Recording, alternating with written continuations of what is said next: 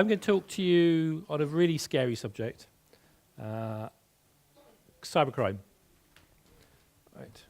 But hopefully you'll learn a lot. You'll go away being scared.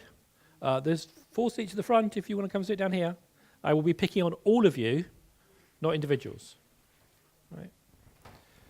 So this is me. My name is Steve Poole. I work for IBM. I work in a research lab in the UK. So we do all sorts of cool stuff. Most of the cool stuff that I do is Java related, JVMs, those sorts of things. But I've done other bits and pieces. And for 2 or 3 years recently, I stopped doing Java because I got a bit bored and I wanted to do something else. And I got the opportunity to lead a large IT team. And it was all about re-engineering the IT team for the future. And as part of that, I learned a lot about security, or rather I learned a lot about what we're not doing. And so a lot of this talk is going to be around those experiences, but also because I got interested, I went off and did a lot of research, talked to a lot of the IBM guys who do all these things and started to collect this information. Right, so that's what I'm going to give you. And I'm going to talk about realities, cybercrime, just how big it is.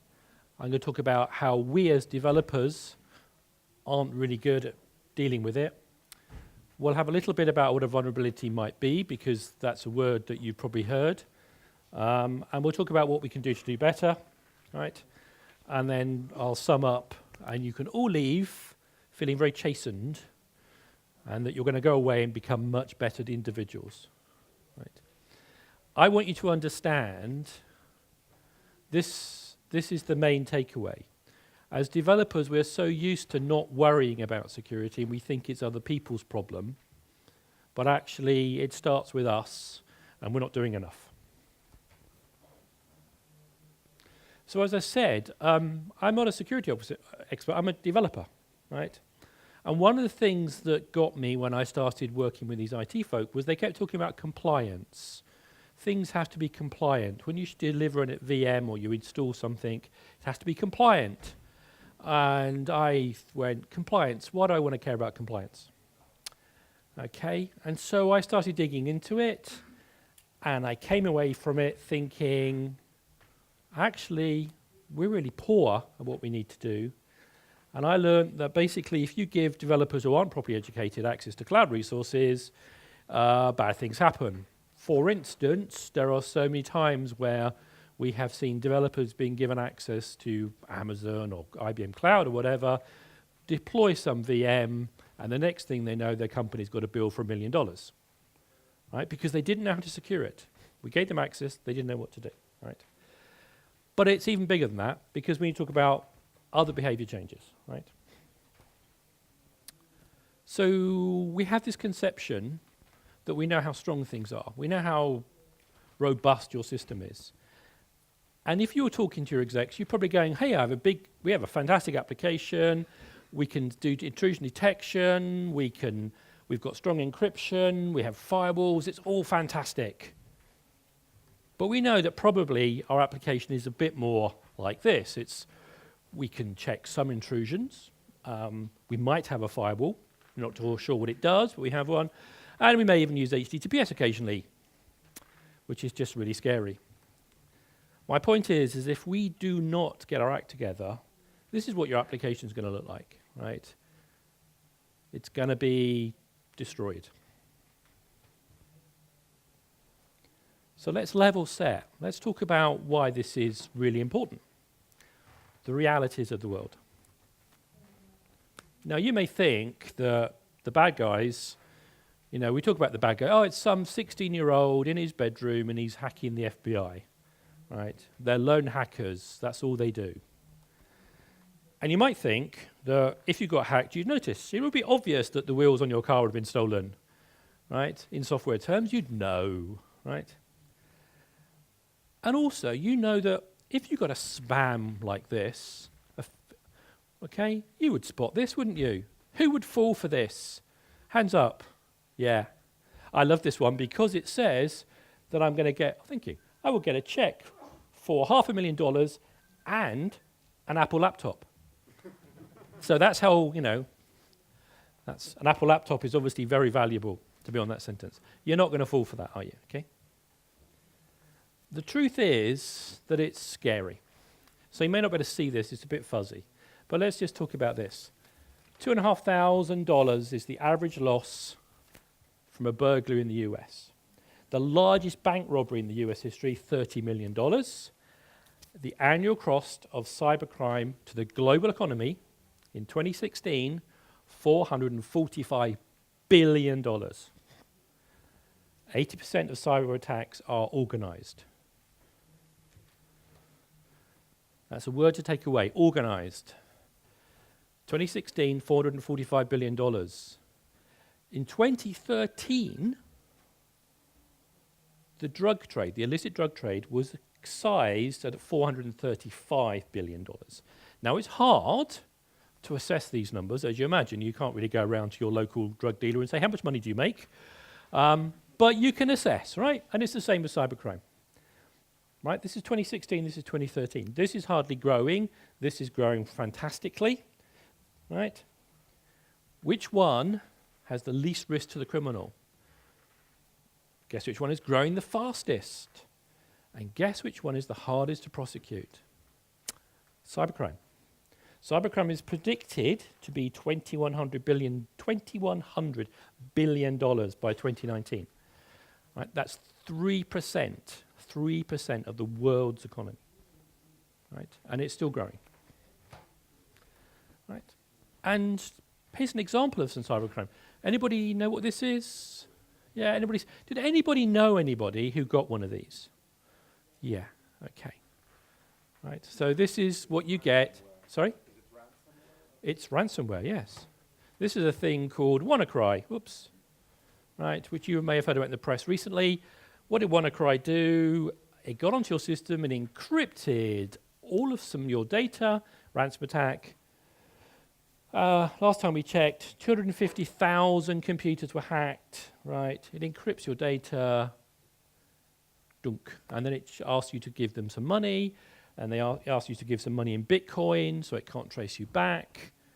The consequence of this running, as you can see, took out the UK National Health Service got impacted, India closed down all their ATMs, Nissan Renault halted car production systems because it got in and encrypted machines that were involved in use for production, right? These guys, somebody reached out to them and said, how much money did you make from this? And they told them, $85,000, $3 per machine, right? $85,000. So what about the rest of the $450 million? Right? This is just one example of this chaos being caused for $85,000. Right? This is happening worldwide. Yes? Yeah. Right.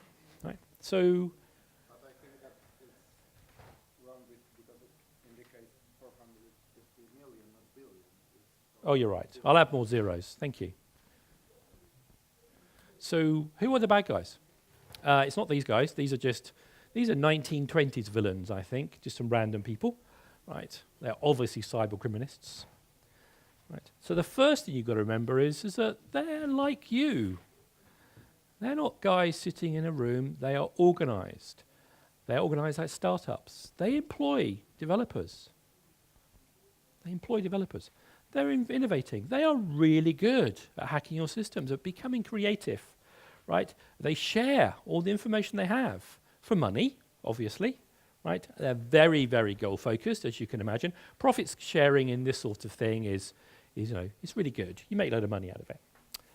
And they're 35-ish, right? They're already into crime. The really scary thing is that most of the guys here that we talk about aren't developers gone bad, though there are some of those. They're actually guys who are already in crime who went and learned how to write code. So some of them might be in this room or in this conference because they go off and learn. How do I learn? They go off and learn what they need to learn, latest stuff, and they turn it against us, right? So some quotes there, but basically we know that when we catch them, most of them are caught for something other than cybercrime. They're caught for stealing cars or bank robbery or whatever you want. And then when they're rolled up, it turns out they're doing cybercrime, right? They hardly ever get caught for cybercrime, right? And they're hard to prosecute. How do you prosecute somebody for doing a crime in the US if they're in, I don't know, Indonesia or something? It's almost impossible, right? So they make loads of money and for almost no risk. And we make it easy for them. So what do we do? Well, let's talk about what they're after. So they're after things, you might go just after credit cards, but that's sort of old hat. Ransomware is great because of Bitcoin, but they want identities. They want information about you.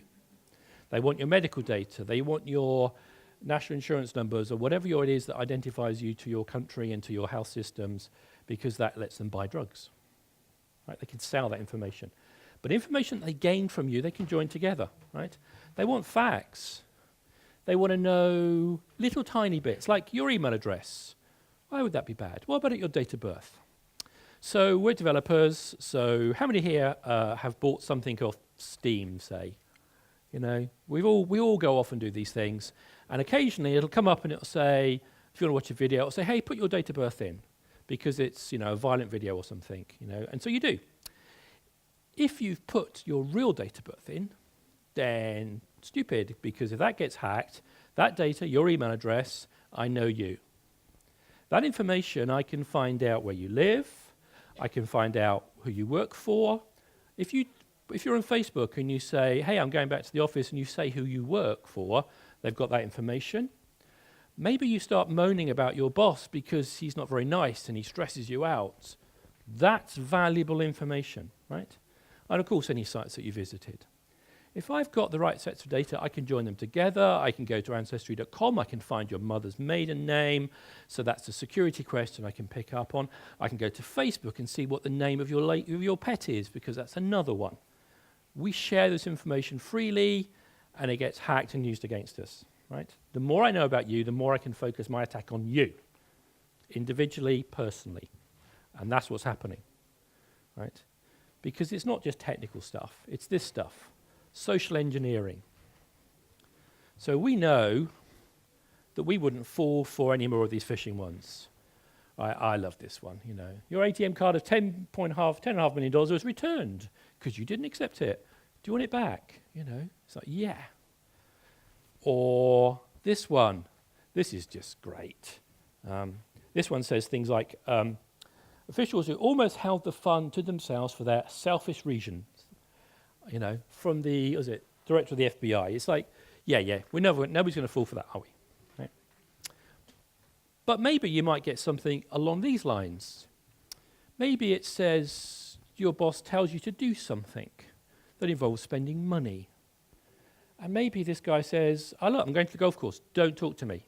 And maybe this guy is not somebody you want to second guess because you don't want the grief. And that's because maybe I figured out from Facebook or wherever that that's the relationship you have with your boss. So if I send this to you, you might action it. That happens a lot. It might be that I target you or someone in your company in a different way. Maybe I'm targeting the really busy guys, the non-tech savvy guys. What am I after? Well, I know, here's the other scary thing. These guys, the bad guys, they are more industry aware than you are.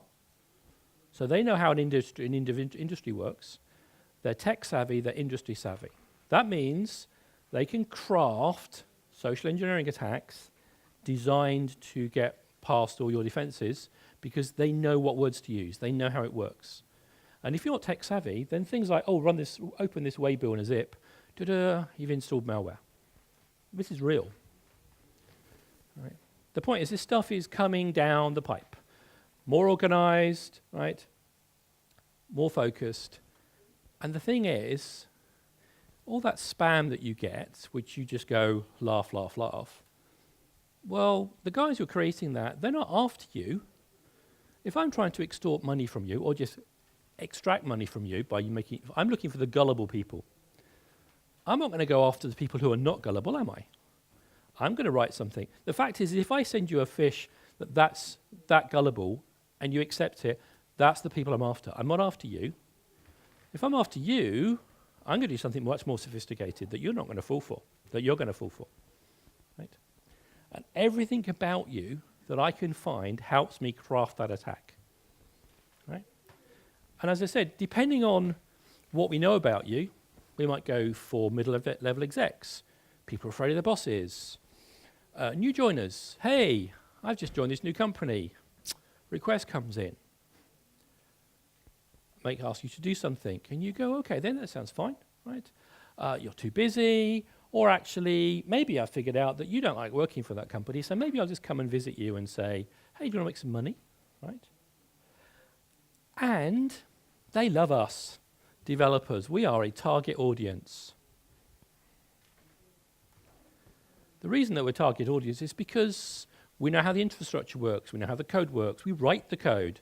We tend to have better privileges than anybody else, right? And we trust people, right? Everybody in this room who's a developer, right, trusts people more than they should do. How many of you have done, I don't know, apt-get install? I know, some of you, or npm install. Yeah, okay. So we'll come to that in a sec, right? Right. We ignore security matters, right? And we just use stuff, right? I say on these slides, the bad guys prey on the weak, the vulnerable, and ignorant, and I say that's you, us. And if you don't agree, how many of you ever Googled for things like this? How many of you Googled for getting Java to accept all certs over HTTPS? How to disable certificate validation? How to trust an instance, right? We've all done it.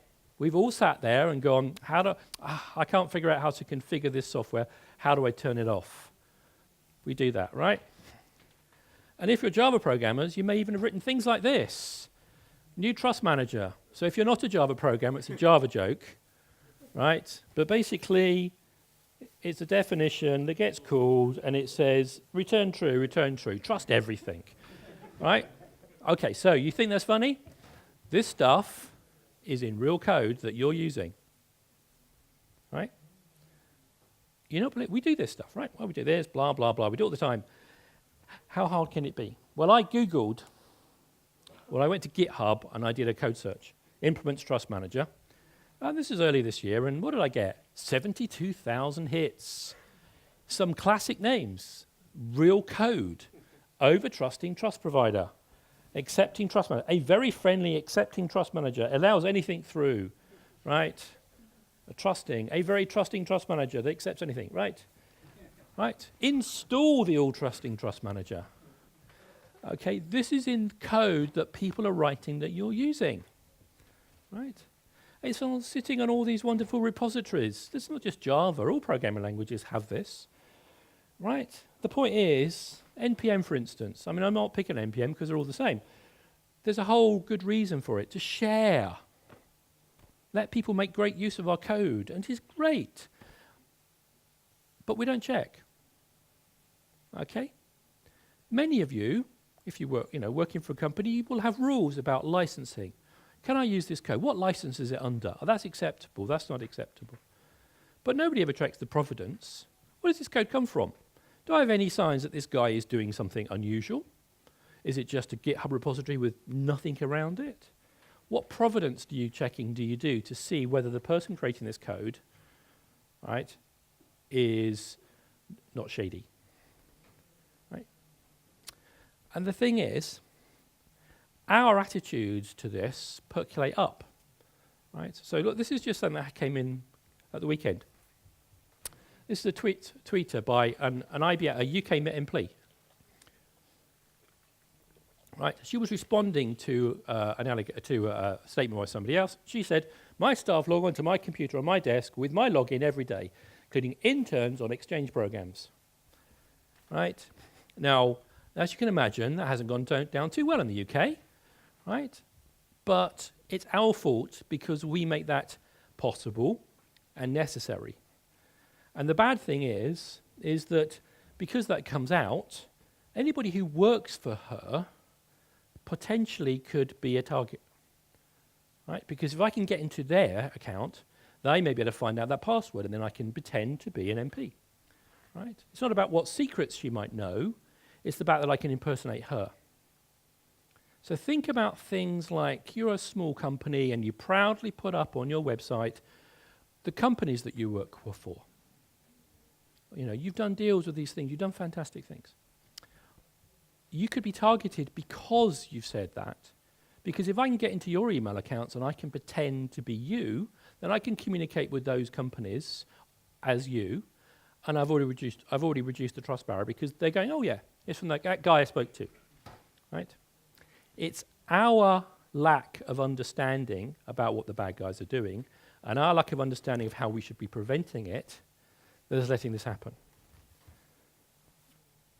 You still paying attention? It gets scarier. You think it was bad? Oh no, no, no, no. It gets much worse. So we're going to talk about how the attackers beyond social engineering. Let's talk about code and things. So I talked about social engineering. So that's asking you to let me in. Vulnerability exploits, which is the classic, which is all the things you hear about. There's a bug in the code somewhere or a feature or something, and people have figured out how to wire different bits of code together to create a vulnerability, like the WannaCry stuff, okay? It's just a way of getting delivery of stuff, right? And of course the bad stuff, which is I pay you and you tell me, right? But they're already there, you know, this stuff, they're already into the system, but they're doing more. Devices. Devices. Everybody is adding devices to their system, right? I'm going to talk about some of this stuff in a minute, about default passwords. So we'll talk about devices. Ransomware we've covered. Blackmail, okay. Extending malware. That's worth pointing out. How do they get malware into systems? Well, you go and take it, you go and download it. Sometimes it's a very specifically crafted payload. That's all it does. Other times, they're sticking it in places where you go, like Docker images.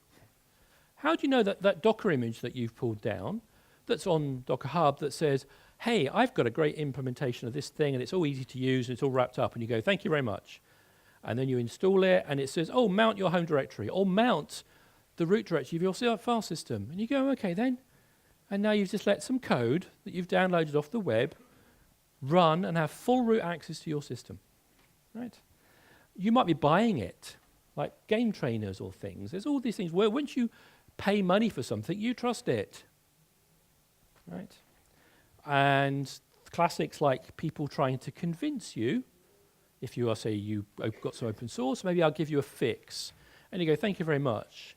But you don't pay too much attention to it, and you don't realize that, in fact, you've opened up a little tiny vulnerability, right? And then things like unhelpful people who turn up and go, yeah, I'll do all those Git merges for you, right? And you just let them do it. You don't look at what they do because you're taking two sets of changes, put it together, how hard can it be? If you don't pay attention, opportunities for people add things you weren't expecting. But one of the biggest new things, well, it's just growing, is the number of machines that we're adding to the network. So smart printers, TVs, Raspberry Pis, phones. Lots of them have these things, system on a chip, so a full Linux implementation. Right? These things ship with default passes. What's the chances that you ever even thought about going to your smart TV and trying to figure out how to change the root password? Right? You probably even know how to access it. Right? And how about patching it if it's got vulnerabilities? How would you do that? But we let these systems on. Right? You have to accept, and I'll tell you a horrible, scary story about TVs soon. You have to accept that your internal network is not secure because you're letting devices in that you can't maintain securely. Right, so let me just change tack and talk about something else. It'll be relevant. How safe is your interaction with the web? One of the things that we do is we go to the web without any thought. Browser makes a request to a website, comes back, and there's a gateway in the middle. Don't even think about it, right? And you make these requests, browser, through the gateway, okay? And somebody says to you, you shouldn't be using HTTP because the data's flowing in the clear. So if there was a bad gateway, somebody could steal my data. So you say, oh, I'll use HTTPS. And you think life is great. But believe me, I have ways of hacking that, right? I have ways of breaking your HTTPS connection, right? It's really easy, right?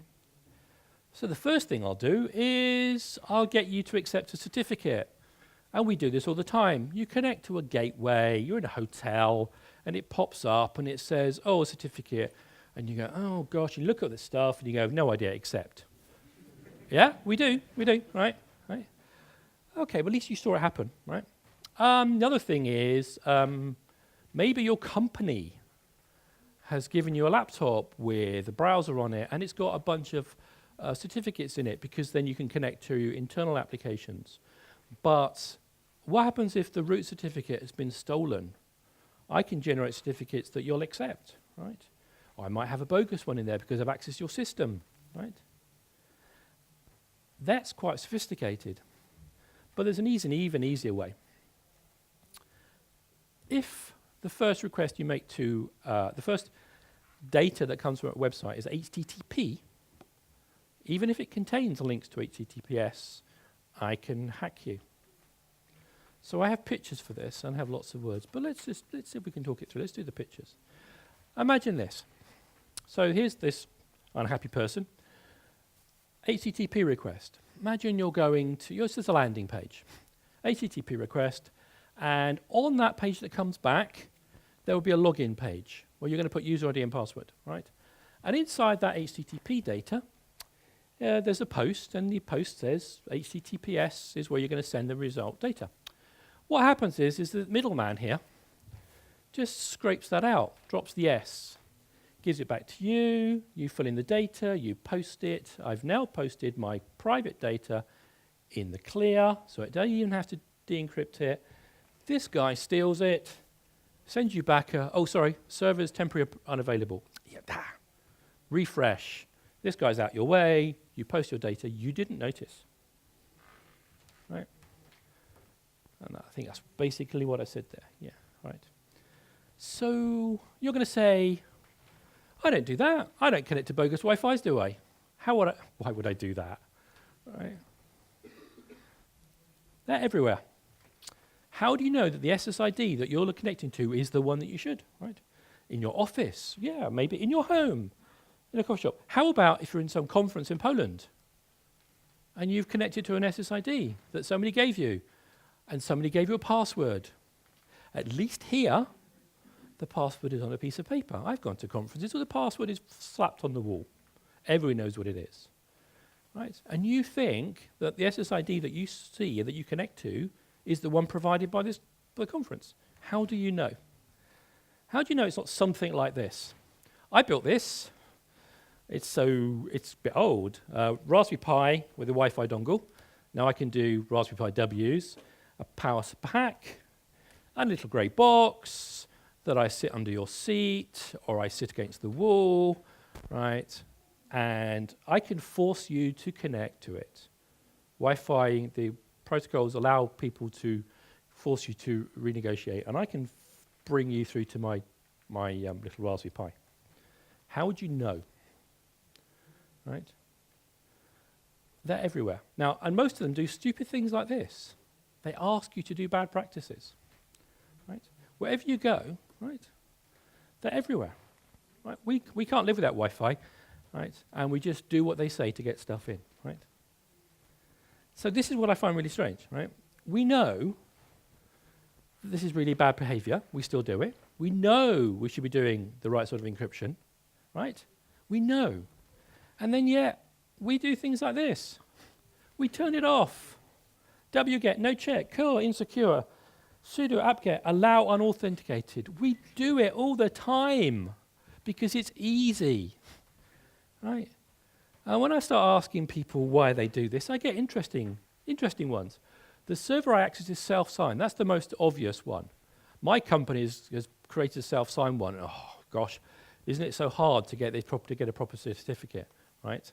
And then they say, well, one of the servers I have is self-signed and the others isn't. But I want to talk to both different ones, so I'll just turn it off because it seems easier, right? And then things like, well, I thought I was using the tool correctly. We have tools for sure that are sometimes complicated to understand, right? And I trusted the tool to do the right thing. Okay, we're good at this, aren't we? Right? And then someone changed the script, and I don't know why. So this is a beef with the ops guys, right? Many IT shops have all these fantastic scripts for doing things, and they don't put them on the change control. So when they get changed, they have no idea why. Right? It's beef, right? And of course, we download code. We do it all the time, right? We just believe people are trustworthy. So there was this wonderful thing not that long ago with this nice guy who had produced, I think it was 11, was it a small piece of function? It turned out the whole of the node system was dependent on this. Everybody used it. And he withdrew it. And it broke everybody, right? Think about this, though. There's this guy who everybody's depending on. What happens if that guy had put some bad code in? You just go, yeah, fine, I trust him. You don't check, right? And I don't know why we're not taking this seriously. Sometimes I think it's because we think this has got some cachet, some romance, that this is what, cybercrime, yes. But actually, it's not really called that. They call it advanced persistent threat. And that's because of all the things they do. They're innovative, they're imaginative, they're well-funded, ruthless, uncaring. These guys are out to get you. They're out to get us all, right? They don't care. They make large amounts of money at it, and they use our weapons against us, right? So let me tell you a little story. How many people have seen Ocean's 13? I mean, most of you? Well, okay. If you haven't, it's a good movie. So there's this piece in Ocean's 13 where they want to influence the dice that are going to be thrown in a casino. They're going to put some little magnets in or something so they can make them twitch. So how do they do that? They go all the way back to the factory in Mexico where they're created so that when they turn up, they look great, right? They're all wrapped up. How about this? Suppose they had to get into a smart TV factory. Suppose what they had to do was go and find one of these chips and hack it. That would be cool, wouldn't it? That'd be a great story. Right. The trouble is, it's already happened. I did this talk a year or so ago, and this guy came up to me and told me a story, which is why that's on here. And I did the talk again, and somebody said, that happened to me too. So let me talk about this. TV on the wall. You don't think about it. So this is a real, true story. And I said, 2 people have told me, variations. Large company, have a factory in the middle of nowhere in the US, buy a smart TV. Comes with an Ethernet cable. That's what they care about. They plug it in, and they use it, and it's great. And then they discover that they have a new SSID. Just popped up, new Wi-Fi gateway. They can't imagine where it's coming from. I mean, no idea. And just because they were tenacious, they figured out it was to do with the TV that was on the wall. Turn the TV off, goes away, turn it on, comes back. This is suspicious. So they're an engineering company, so they try and get to the bottom of it. They phone up, or they reach out to the manufacturer of the TV, and they go, why has your TV got a Wi-Fi, and how do we disable it? And they go, the TVs don't come with Wi-Fi. They've just got an Ethernet port. So they start digging, and they take it apart, and yep, the chip has got a Wi-Fi. It gets even worse, though, because they work out what this thing is doing. When you turn it on, it creates a Wi-Fi gateway. So now they've produced a bridge from the Ethernet gateway to the outside world, and it phones home. It sends a location address, which you can do with IP, basically where I am, to some server. So now what that means is, when they turn this TV on, this Wi-Fi gateway is broadcasting out. And they've told you where you are. Somebody turns up, drives up, now has full access to your network. Right? That's what happens. And to make it even more bitter, the system on a chip that you see in there, which has Wi-Fi on it, nobody knows where it came from, right? We don't know whether it was hacked at the factory or what. Right? But it's possible that even the factory didn't know that that chip had Wi-Fi capabilities because they come as discrete units. Maybe they didn't check, right? Pretty bad, right? And the thing to think about Wi-Fi is biggest thing about Wi-Fi is it's everywhere. And we as developers tend to think that it stops at the wall, right? But the fact is, any Wi-Fi that you connect to, wherever it is, doesn't necessarily mean it's yours. Right, so let's look at some software. We need to talk about vulnerabilities, and I'll talk about some of the positive sides. So vulnerabilities, the main thing to take away about vulnerabilities is a continuing arm race to find them. These guys are out to find them. We have these researchers who are trying to find them. Everybody's trying to find them, because as soon as we find them, we can fix them. And if we fix them, you apply the fix, and then we're done, right? And you can go to websites, right? They're called CVEs. CVE website, you can go to there, and you can go get lists of these things. This is the way, it's not the only way, but it's the general way of finding out about vulnerabilities in any software you're using. And it's the numbers that you'll be scanning for, and you'll be told about whether they get fixed. And I think it was a few days ago I did the scans and said, how many are there for Java, how many for JavaScript? I don't know. There's always lots. And the thing about these vulnerabilities is that we're not going to tell you much about what's in them, because that would be wrong. Why would I tell you the inside of these things? That's the same as me or you tweeting credit card and PIN number. Right? You're not going to do that. You're not going to give away the keys. So we're not going to talk about the internals. But we're going to score them, and we're going to let you understand how you can assess the vulnerability. Right? So these are the things that you should be looking for, right? Because if you need to understand about assessing the vulnerabilities and the impact of the software that you're using, right? The first thing is if you start downloading software, go see what vulnerabilities it's got, right? And vulnerabilities can be not what you expect. So this code, that URL is the only time I'm ever going to share the details of vulnerability, because somebody took it apart. Normally we won't share. But this one here, this piece up here, content type. So this is a GET request, right, with some gobbledygook in. And Apache struts at the bottom of this. And Apache struts, what it does is it goes, can I find content type? Can I find multi-part form data in it? And it says, yes, I can. So it does that. It tries to parse the data because it expects it to be in that data. And it fails. And as part of the failure, creating the exception message to turn back, it calls this OGNL parser. That isn't gobbledygook. It's a programming language called OGNL. And what that does, as part of the parsing, it gets executed. And the execution ends up in Java, lang, runtime, get runtime, exec, something. Right? And the thing is, there's no security on this. I'm just talking to your server. I'm just doing get without details in. Boom, you run that code. This is the Equifax problem you've probably heard about. It was that trivial to get servers with that vulnerability to do things. And that came out of a piece of code where somebody was trying to be helpful to feedback some error messages. Right? Vulnerabilities don't have big smoking guns. They're just vulnerabilities. They're just places where we did things and we didn't think about the consequences. Right.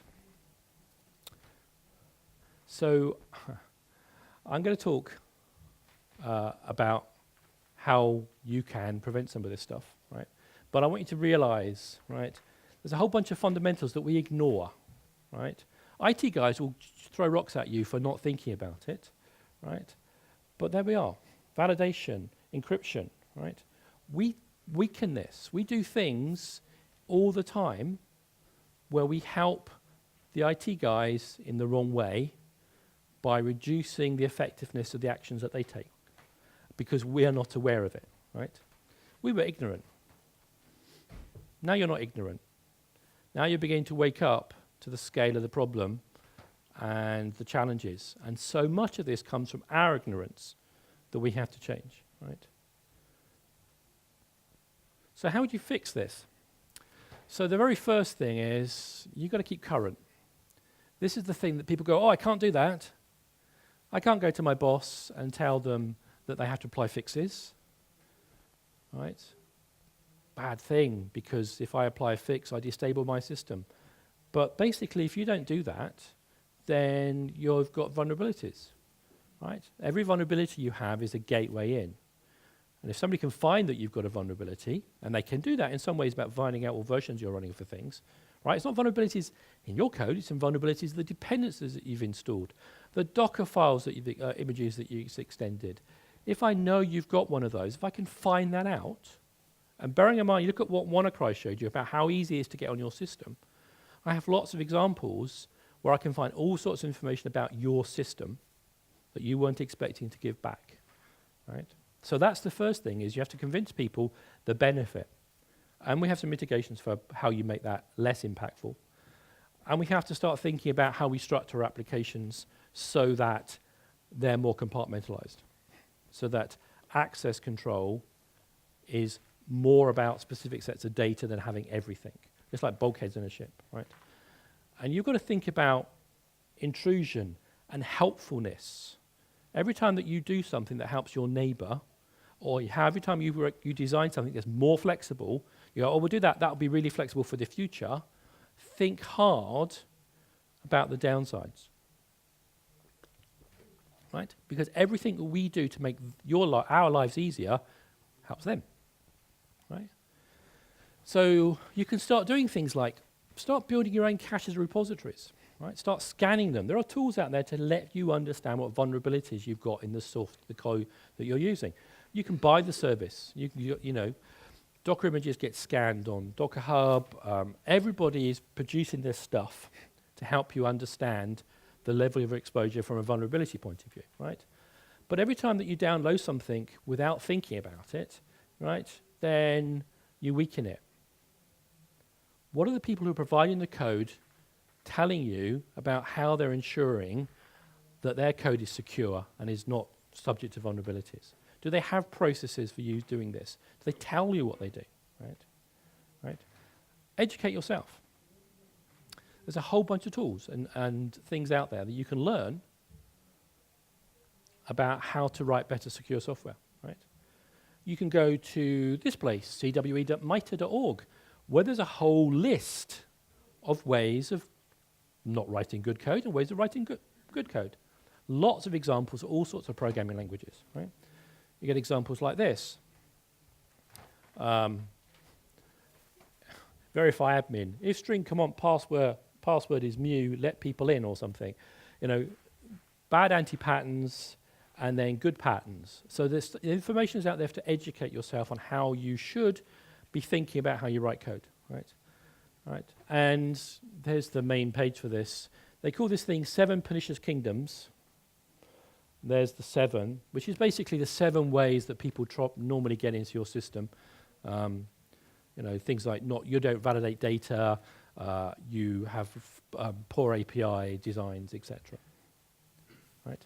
If you're a Java programmer and you don't sleep at night, you can go read the Java SE security code. This is fully detailed, right? This has got lots and lots of really good information about how you should write good code. It's just very dry. But if you're a Java programmer and if you haven't even looked at this, then now is the time to go have a good look, right? There are analysis tools out there. This is LGTPM. This is a cool one. This is one that you can connect if you've got open source GitHub repositories, you can connect this tool and it starts to let you know. It's doing scanning, right? So it's looking for your code and trying to help you.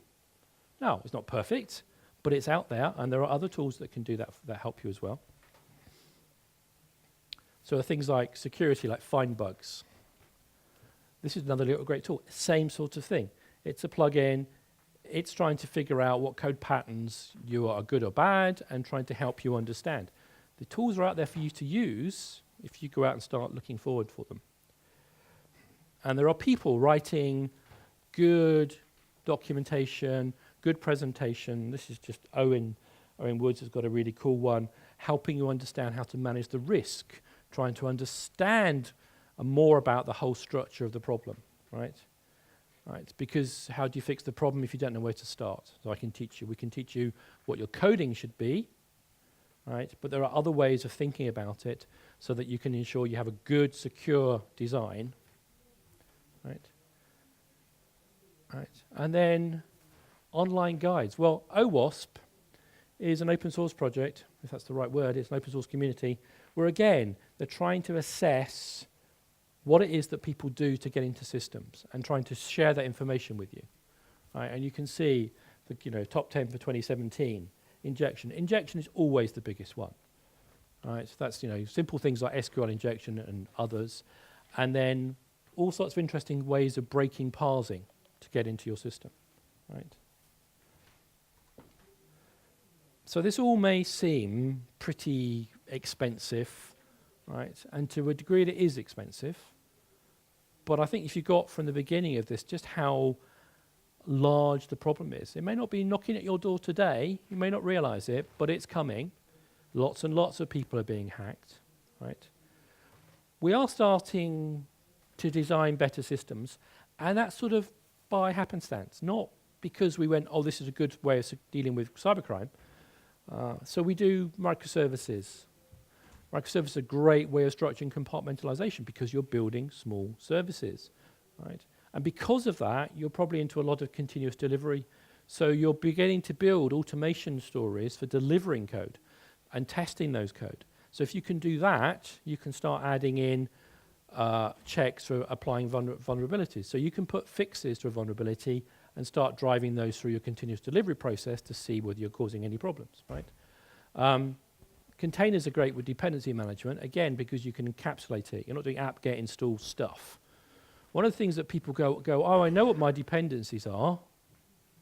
And you go, well, actually, no, you know your first level dependencies because you wrote them in the file. But you don't know what those things are dependent on, and on, and on, and on. Right? Infrastructure as code, yes, again, really valuable because it's allowing you to put the infrastructure code in source repositories and manage it, right? And again, DevOps is really good because it's letting us get educated by some of these problems, right? And moving to the cloud, right, is letting you start to use people who are providing professional services for more economically. Use that if you're deploying to Amazon or IBM Cloud or whatever. Everybody has services in terms of better access control, firewalling, vulnerability management, etc. Right? They're out there to help you. Right? So the recap on all this is we are in a war. We may not realize this, but they're out to get us. Right? And because we're not fully cognizant of how they're going to do it, right? We're on the back foot. They're out to get us. Everybody is vulnerable.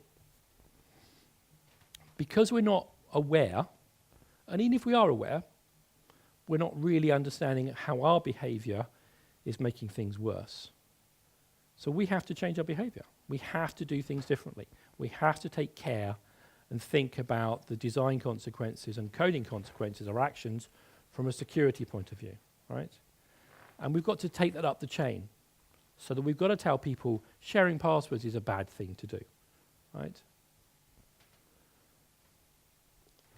It's your problem.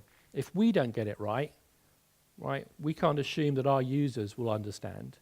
If we don't take it seriously and we give them poor solutions so that they only have certain choices to get their job done, then that's our fault, right? The good news is, as I've said, we know how to fix this. It's just us starting to get our act together. It's a long tunnel. There is light at the end of it. Thank you.